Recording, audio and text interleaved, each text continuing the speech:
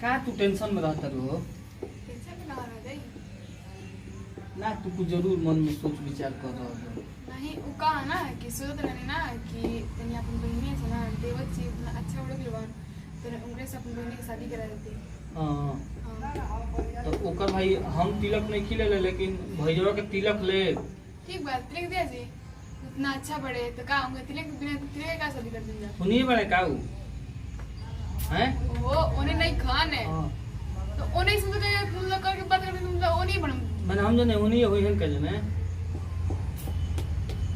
ते ओकर ले हम 5 लाख तिलक ललकी बुलेट रंगीन टीवी आ सुगर तो तार बहिन बड़ नहीं तो कर मिल जन सुगर का बीबी आ बैठ के देखिए समर्दे में राजू टीवी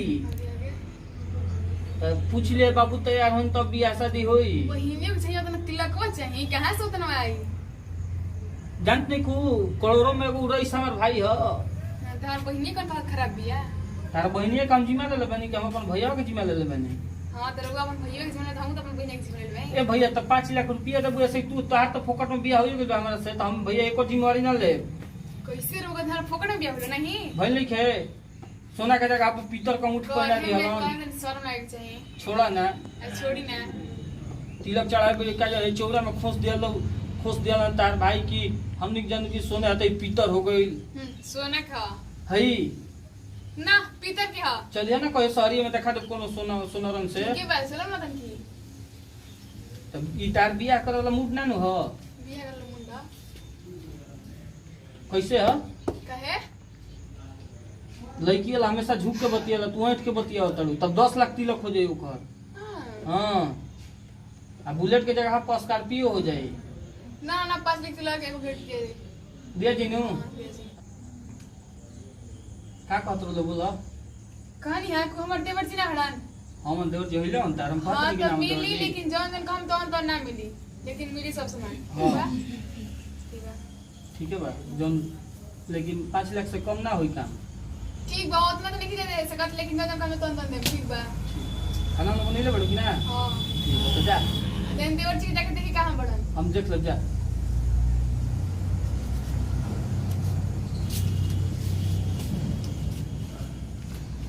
अच्छा देखिए ले तनी कैसे बियाह हो जाता।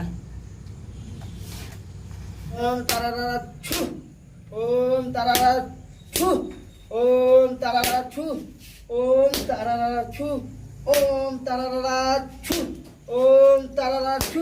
अरे अरे अरे अरे क्या करत रे? अरे क्या करत रे? हमरा तपस्या करत रही हमरा के काहे नष्ट कइले हड़ तपस्या करत रहले ह। हम साधु नहीं अरे ऊ कहे साधु रे? हमरा साधु बने के मन करता। साधु बनबे? हां अरे हम तोर बियाह करे खातिर के तैयारी होता रे। हम ना बियाह करम हम साधु बनम तो माई अगर जान जाइनो तोर तो कूट कूट के तो ठीक कर दे। जाए तो हम साधु बनम तो जा कौन कहीं साधु बने ला कोई ना हमरा के रोक सकेला। तो जो बन जो। एगो तो तपस्या के नाश कइले अरे ई का बतियाता बाबू के का ए चाची होय देख होय कहता साधु बनम। साधु बनी हां अरे ई क्या करत रे बाबूआ आशा में पानी फेरबे का हम साधु बनम भाई देखा तड़ भाई ई काहे?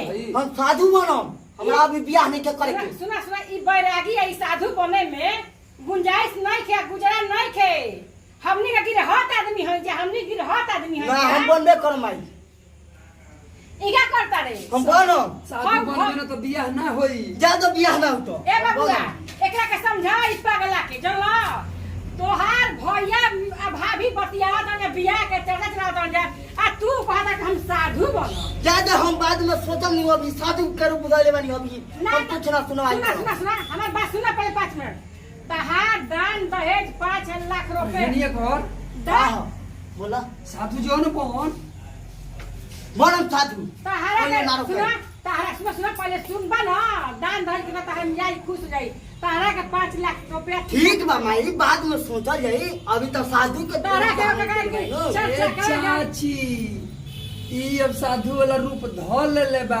हाँ। अंतर कर देलस अंतर रछु हम बरी दादा हमरो को मत सराप दे आई सिद्ध कर एगो देले तो तपस्या के हमारा नाश कइलन आ तू एगो बियाह के बारे में कह हम एकर ना कहम ना तो हमारे ऊपर सिद्ध कर दी हम ओइ जगह में रिया लागो ई तो लाके पागल गंगा है। जल गंगा ई सब जल जाके बुझावे खींच कर- दो तो 5 दिन ई तार बहुत- मैदान छू 5 दिन मैदान इनकर अरे बंद छोड़ कर छोड़ छोड़ अरे क्या करते हो बेचारा कमाई खोए खोला आदि परे ऐसन मंत्र मारम तिनकर 10 दिन हगल ना जाई मंत्र मार दे तो अरे ना ऐसा क्या मत करिए हमरा- जल्दी ना रे उ बेचारा वे कमात खादो कर बाल बच्चा क्या हो कि रे अरे बाल बच्चा के बात छोड़ ना भाई हम रूप धारण के लिए तो लोगे के नहीं खे देखा बाबू पगला जन जल्लो हाँ। हम पैदा पहले बना छे तू हमर बेटा हवा ना हाँ, बोल। आय बोल। तो जन हम कहब तन करबा ना हां बोल अब कैलाश पर उठा तारी हम बोल ना ना उठो जन कैलाश हमार- पर देखिए उठा दादा तारी। कैलाश पर उठी तो नाश को दी देखा देखा हमार बात सुन हाँ। हमार बात सुने के पहले कोशिश करो हां बोल भाई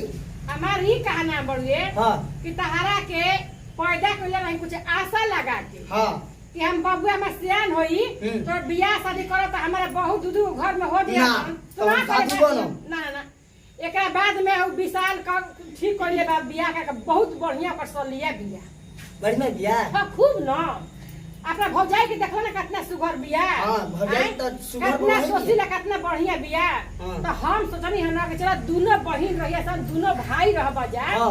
तो कितना बढ़िया होखी हां ठीक बा परिवार मिलजुल कर रही हन आउ दे त 5 लाख रुपया तिलक बढ़िया वहां बात के है। 4 चक्का गाड़ी दी हाँ, बढ़िया बात सोचल बने। सामान मिल जाई मेहरानू बढ़िया मिल जाई हां तो कौन हरज बा ना भाई ठीक सोचल बा है साधु वाला में अच्छा कोई ये तो फायदा माई नहीं को है। ठीक सोचले बड़ा तो के छुदुरपन करतड़े कैलाश में बैठल बानी कैलाश पर उठे नु तो ता 10 दिन मैदान अरे चुप यह तरह बुद्धि बा चाची ओ बेचारा के हम पर माने करते नो का संबंध टकरोते हमार कैलाश के बहले बा चुप रहा ए, ई ना चाची। बन पा जाला ने यार ई लागत है कि सुना ई कुल नहीं ई कुल करबे ना तो गांव घर हंसे लागी हमरा के ना हंसी तोरा के थोड़ा हंसी कि कैसे देखो बौरा बेटा पैदा कर ले दिया लोगरा नहीं हमरा के हंसे ऐसे ई कुल झोल झाल छोड़ा आ तरह के बियाह के तैयारी होता आ जा है टीका टुकी है कुल के कर काहे करता रे ई सब हम पगला गइल बानी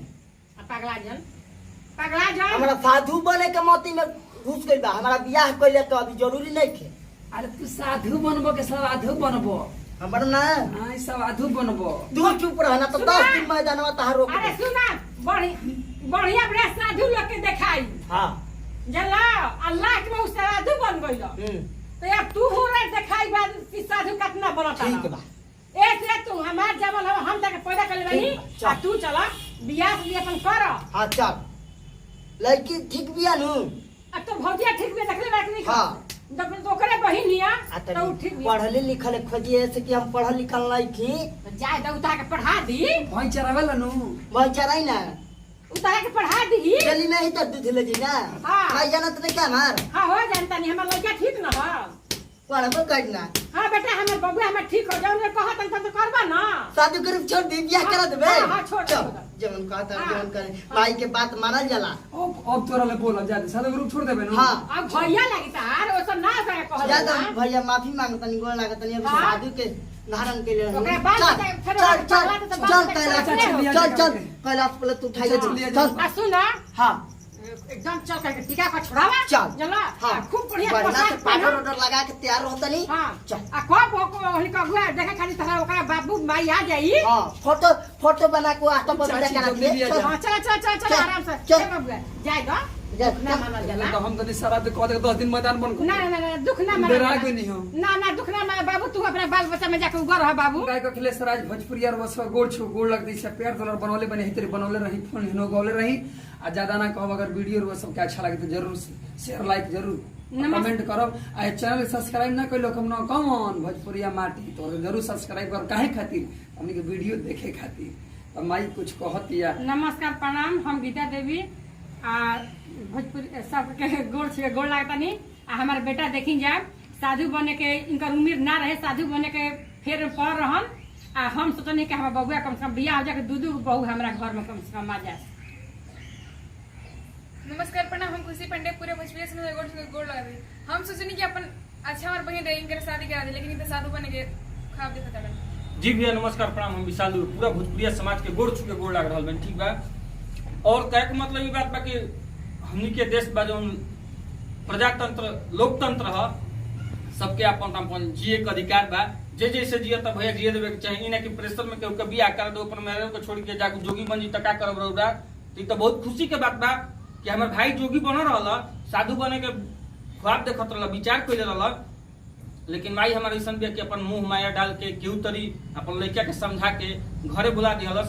तरवा सबसे ये प्रार्थना बा कि भैया हम ही ना कर के सब जोगी मत बनी जाए, सबके अपन अपन जिंदगी बा, अपन जिंदगी जैसे मन बा उ जी सकता। काहे कि सब कोई कहले बा कि ई मुंह माया के धरती है, आ मुंह माया में सब कोई भैया फंसल बा, हमहू अपना भाई से मुंह माया में फंसल बनी, सब कोई एक दूसरे से फंसल बा। तो ये वीडियो के देखी, लाइक करी, शेयर करी और अपन ढेर सारा आशीर्वाद कमेंट में बताई कि हमने की वीडियो कैसा लगा। तो यही से दी विदाई, अगले वीडियो में फिर से मिलल जाई। जय हिंद, जय भारत, जय भोजपुरी समाज।